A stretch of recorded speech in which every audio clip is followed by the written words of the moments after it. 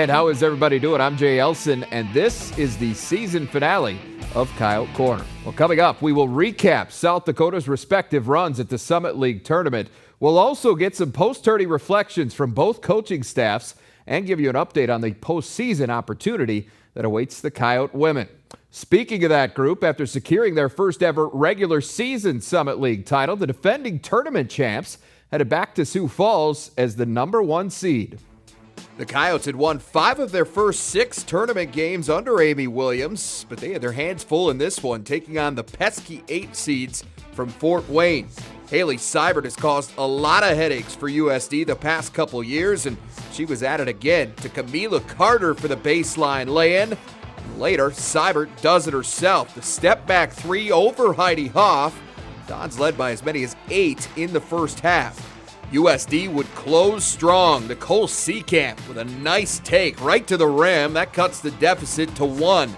Next time down, Margaret McLeod inside. Caps an 8-0 run. Coyotes shot just 29% in the first half, but trailed by just 1 at the break. They must have found some fire in the locker room because they came out red hot to start the second. Rachelle Contreras for 3. She scored all 12 of her points from the perimeter. USD turned it up on the other end as well. Next Don's possession, Seekamp, the steal and the score. 5 quick points puts the Yotes up 4. USD kept rolling out of the timeout. Kelly Stewart pushes the lead to double digits. Part of a big day for her. Stewart notched her first career double-double with 11 points and 11 rebounds. IPFW not done yet though. Kiana Gary finds Seibert for the layup. That ties it at 62 apiece. The Dons would take the lead on 2 Seibert free throws with 4 minutes left, but that's where Seekamp took over. The Aussie scored 6 straight and 10 of her season-high 25 points over that final 4-minute stretch to help South Dakota avoid the upset, 78-70. Up next, a semifinal showdown with 5th-seeded IUPUI. Seekamp of the Coyotes came in 2-0 all-time against the Jags in the Summit League tournament. And speaking of Seekamp, she picked up right where she left off in the quarters. McLeod finds her on the backdoor cut. South Dakota up 6 early. Jags try to keep the pace. Caitlin Tolan connects from downtown. Her only field goal of the day pulls IUPUI within 3. But the Yotes would close the half strong. Seekamp finds a clear road to the rim. Blows right by the D and lays it in. Next possession, Contreras kicks it out to Lisa Loeffler for 3. South Dakota built the cushion to 6 by the break.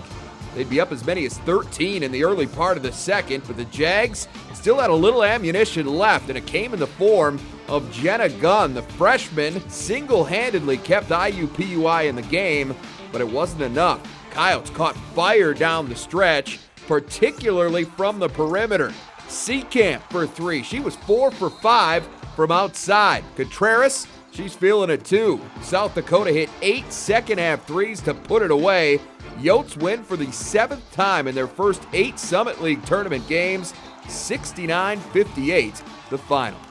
So it was on to the title game for the 3rd straight year, and for the 2nd time in that stretch, the opponent would be arch-rival South Dakota State. Yotes look to set the tone on their opening possession. After the offensive board, Rachelle Contreras buries the tray to get USD on the board, but there would be just 3 more field goals in the first half. Coyotes would end up 4 for 30 from the field. The Jacks took advantage of that cold spell, and a couple of freshmen led the way. Macy Miller right to the rack for 2 of her team-high 19 points. Later, it's Ellie Thompson's turn. 45 gets the steal, the bump, and the bucket. SDSU would lead by as many as 22 in the first half, and we're up 37-18 at the intermission. USD much better to start the second. First possession, Seekamp, nice dish to Margaret McLeod for the bunny. McLeod finished with 13 points, 8 rebounds. It was Seekamp, though, that shouldered much of the load offensively, just as she had throughout the tournament. Scoops that one up and in, and later, back on the attack from the right side this time. Seekamp scored 17 of her game-high 21 points in the second half to help the Coyotes trim the deficit to 13, but that's as close as they would get. Thompson and the Jacks never took their foot off the gas.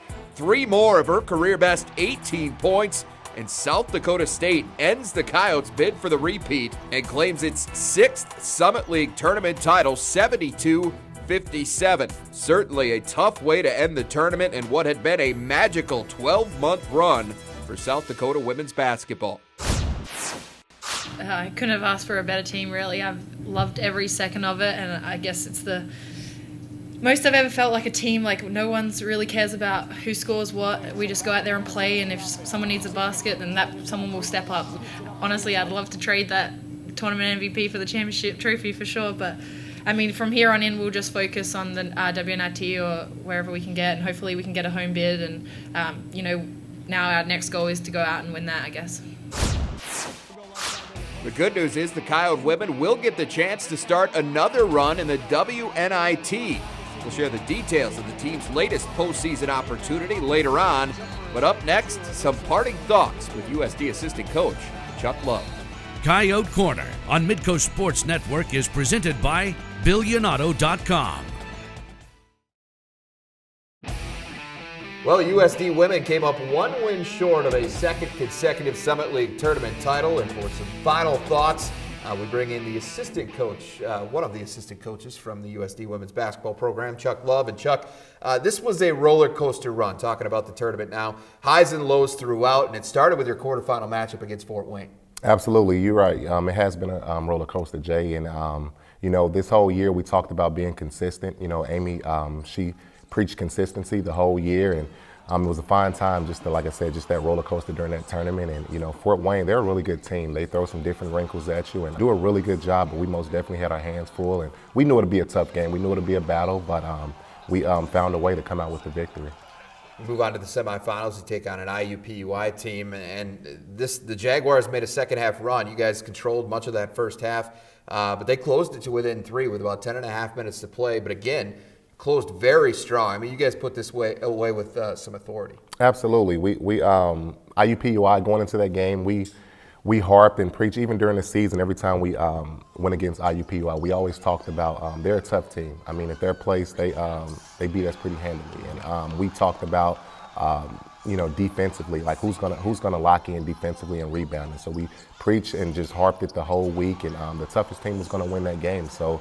With IUPUI, we knew what they were going to bring. We knew they were going to get out and get denied passing lanes and things like that. But we talked about back doors and just kind of relieving some of that pressure. But, we shot the ball really well. That night we shot the ball well. Lisa Loeffler, double-figure points.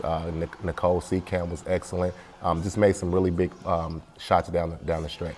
And with that win, you move into the championship game for the 3rd straight year. And now, I know this is a tough one to remember a little bit, but you've gone through some periods at different times throughout the season where you've experienced some cold shooting, but nothing like you experienced in that first half. 4 of 30 from the field. It just wasn't your day.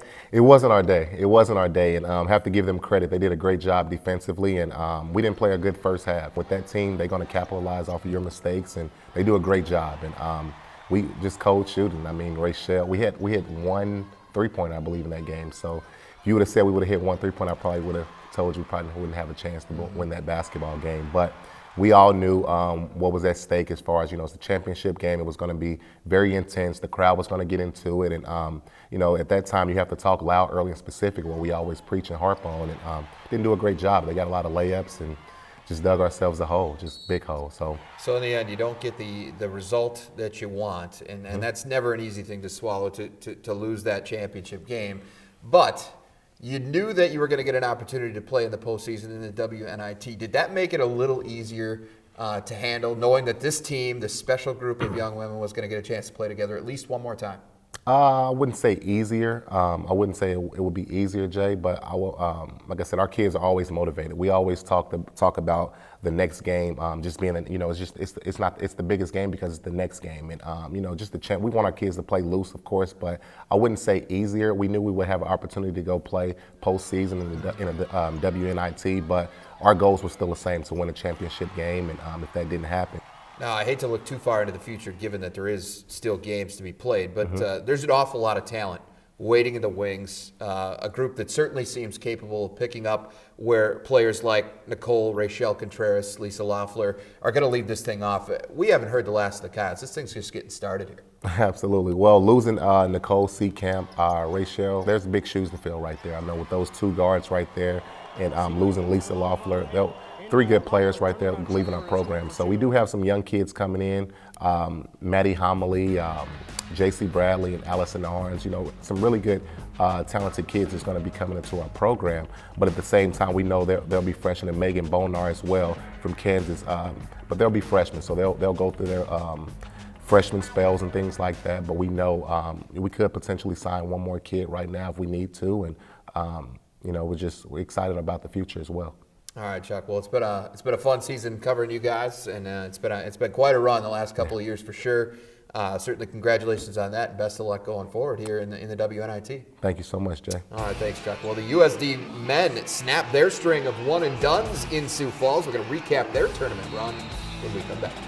Coyote Corner on Midco Sports Network is presented by BillionAuto.com. And welcome back. Well, with 5 wins in their last 6 games, including an 80-64 rout of arch rival South Dakota State in the regular season finale, the South Dakota men entered the postseason as one of the Summit League's hottest teams. The Coyotes look to stay hot Sunday, March 8th in Sioux Falls as they took another shot at their first ever tournament win against Fort Wayne. The Yotes and Mastodons split the regular season series with each winning on the other team's home floor, but this was the first ever postseason meeting between the two. Craig Smith had his bunch ready to go. James Hunter helped set the tone early. Big man going to work inside. Couple of high percentage looks on his way to a career best 16 points. Nobody, though, was better than Brandon Boss, a senior from Markham, Ontario, literally could not miss. Boss with a perfect 6 for 6 from the field, including 4 3-pointers. He also hit all 3 of his free throws. 19 first-half points to help the Yotes build a commanding 44-23 lead. It's over, right? Well, not so fast. Fort Wayne reversed the roles in the second. Joe Edwards, 3-ball, corner pocket, part of a 13-2 run to open the half for the Dons. And they just kept on coming. Max Landis doing his best. Brandon Boss, 2 more threes to cut the lead to 6. Landis scored all 14 of his points in the second half. Dons would get as close as 5 before the Coyotes managed to extinguish the comeback. Tyler Larson, the first team All-Summit selection with 3 of his 9 points, and later, Boss again.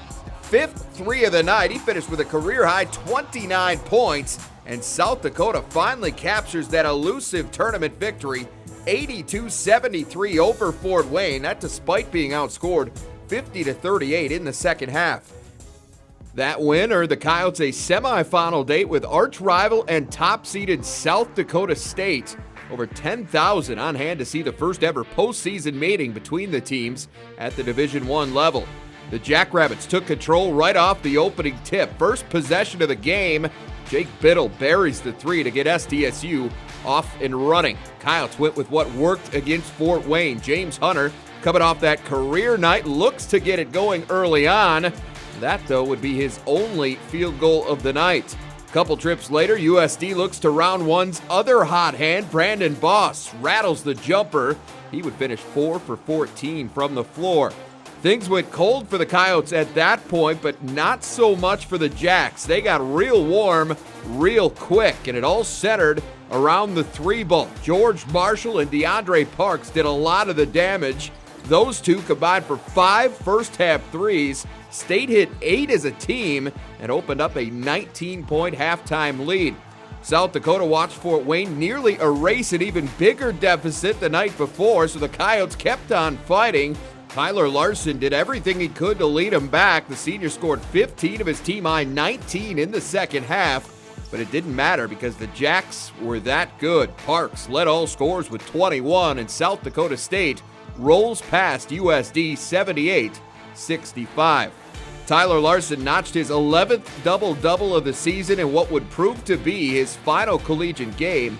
He also locked down the Summit League's rebounding title, becoming the shortest player ever to achieve that feat. Fellow senior Brandon Boss finished with 12 points, giving him an even 1,200 for his career. Boss leaves USD ranked 25th on the school's all-time scoring list. Even with the loss, the Coyotes certainly exceeded expectations this season, and Craig Smith is hoping it's just the start of a long run of success. We'll cover that and more with USD's head coach when we come back. Coyote Corner on Midco Sports Network is presented by BillionAuto.com. Well, for the first time since joining the conference, the South Dakota men tasted victory at the Summit League tournament. The man who led them to that win, Craig Smith, joins us now. Craig, you opened up against Fort Wayne, obviously a team you split with during the regular season. And if the rubber match didn't define the phrase "a tale of two halves," I'm not sure what would. Yeah, you know, the Yotes got out to a great start. We couldn't have scripted it any better, and our seniors really led us. You know, Brandon Boss was unconscious that first half, 6 for 6 from the field, and had 19 points on his way to a career high of 29. And James Hunter, I thought, really sparked us, got us going early, got us some really easy baskets, and he had a career high as well as 16. And then, of course, Larson finished with 9 points and 9 rebounds and 4 assists. So, you know, we played as good as we could, going up 21 at halftime. And then the second half, they're a good team. I mean, they made a big run. They only had 1 for 7 from the three the first half, and they make 8 threes in the second half, and Max Landis really got him going. Yeah, you hold on to get the win, to move on to set up what may have been the biggest game in South Dakota college basketball history, at least to this point, against South Dakota State on Monday night in the semifinals. Unfortunately, the matchup, at least in terms of competition that everybody was hoping for, never really materialized because the shots just weren't falling the way they were on Sunday. Yeah, you know, it was a polar opposite from the first night, and it felt like there was a lid on that rim on the north side of the arena. I think we had 6 baskets that were down and out. And then on top of that, you know, going into that game, we were 37th in the country in free throw percentage. And we go, I believe, 8 for 19 from the free throw line and missed a couple front ends and had some guys that missed a few that normally don't. And sometimes that stuff gets contagious. And at least if we would have made our free throws, I think it would have been a lot more in striking distance, you know, in that 10 to 12 point range. But you got to give South Dakota State credit. They shot fantastic, and that was one of the things is we were going to make them make jumpers. You know, when we beat them at our place, I think they only made 4 threes. For the game, but they sat there and made, I think, 11 for the night. So they played fantastic. We couldn't buy a bucket, and that's what happens in March Madness. You can't afford a night off. Given that you are done, and you know that now, you did get a win in the tournament, as we said. You finished above 500. Given where you were picked and the expectations coming in, do you feel like this season was a success? You know, you always want to make the NCAA tournament, and that'll be our goal every year. But looking back on it, you know, when you're picked 8th and then you get the news that Tyler Flack is going to be out for the year, and he was you know, could have been a huge part of what we were doing. And then the way we started out, you know, you're just kind of hanging by a thread there for a while, it felt like, when we're 0-5 and 3-8. But I can't give enough credit to our guys. Our guys really bought in. We had great seniors. We're really excited where we're going in the future. Well, you mentioned the seniors, and let's touch on them quickly. James Hunter, Brandon Boss, Tyler Larson, 3 great young guys, and I'm sure this is one of the toughest parts of your job is saying goodbye to guys who have given so much to the program during their time. It is tough. You know, when you're young, you're in it because of the competition, and you love, you know, I still love competition. You love the game planning, but at the end of the day, it's about the relationships that you make and the experiences that you gain that last a lifetime. And Brandon, being a 4-year guy here, has experienced a lot of different things, and for him to leave the 25th leading scorer in the history of University of South Dakota with 1,200 points, and Tyler Larson, you know, going from 15 minutes a game last year to leading the league in rebounding, in top 6 in scoring and assists, and almost always guarding the other team's best player.